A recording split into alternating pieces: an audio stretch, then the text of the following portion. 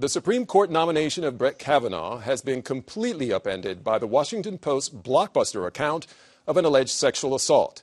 But the story was months in the making, raising questions about the timing of the Post report. We begin tonight with major breaking news about Brett Kavanaugh's confirmation. It was an explosive story unfolding last week as the Supreme Court nominee's confirmation seemed all but certain. A woman has come forward publicly accusing Supreme Court nominee Brett Kavanaugh of assaulting her at a party more than 30 years. That's when they were both in high school. Christine Blasey Ford, a 51-year-old college professor and researcher, is named by the Washington Post as his accuser.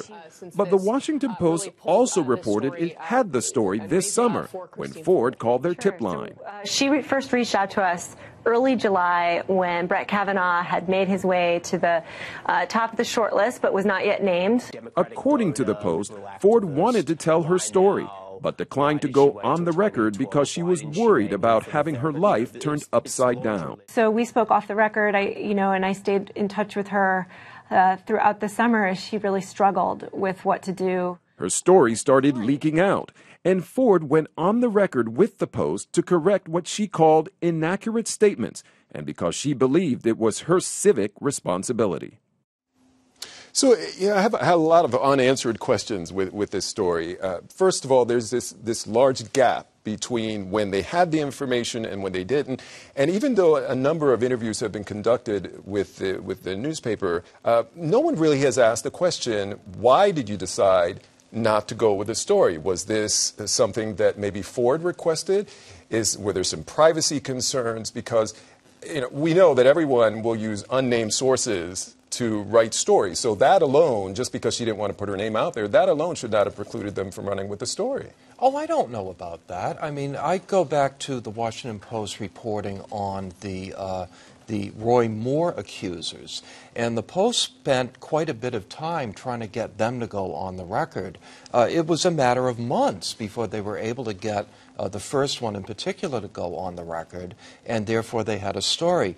I don't think you have a story in this case unless you can get your source to go on the record.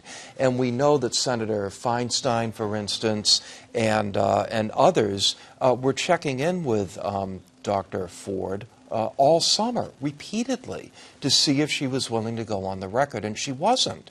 And what we're hearing now is that she and her lawyer are reporting that she's receiving death threats. She's essentially had to go into hiding, none of which is surprising. Right. She expected that. But it shows you she knew what was coming, which is why it took so long to get this on the record. And I agree with Dan. I think that they were waiting to have a named source in the absence of multiple sources, like the Moore case.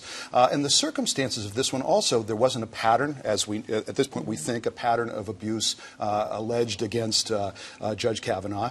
And it happened in the early 80s when they were 15 and 17 years old. So there were a lot of circumstances, I think, that I'd say the Post probably did the right thing by sitting on it and trying to get further confirmation and verification. Yeah, I agree. I mean, I think it speaks to the integrity of the Post. I mean, in this sort of Me Too era, there have been a lot of publications that have gone with a lot of accusations, and I think certain publications have different standards for when they go with a story.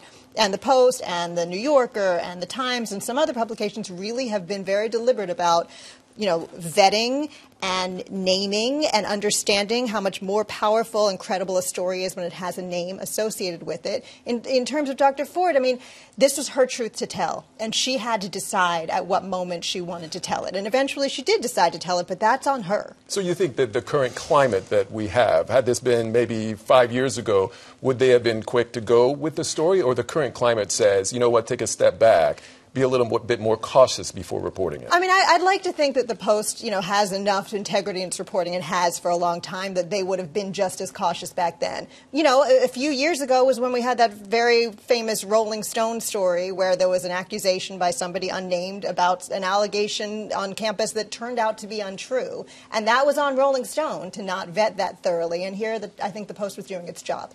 I think it's important to remember that Marty Barron came from Boston, and he was very part and parcel of pushing the church story. And part of that had to do with where's the documents? What can we show to demonstrate that this is actually happening? There had been many rumors, but it had to be locked down to go forward. And I think now in these times particularly, there are folks looking at the Post and the New York Times saying, you just hate this president, and so you keep stirring up stuff. You hated media. And they want to be very careful about how they come forward. And the last thing is, she absolutely did not want to come forward. I'm curious about, when you say leaked, nobody's clear about how it got leaked. Where was the gap there? Because clearly she didn't want it to be leaked. She was in communication. Maybe she was thinking about changing her mind, but she was pretty firm about not changing her mind for a long period of time. And so without that, in this case, can you imagine what would have happened if they had gone anonymous source?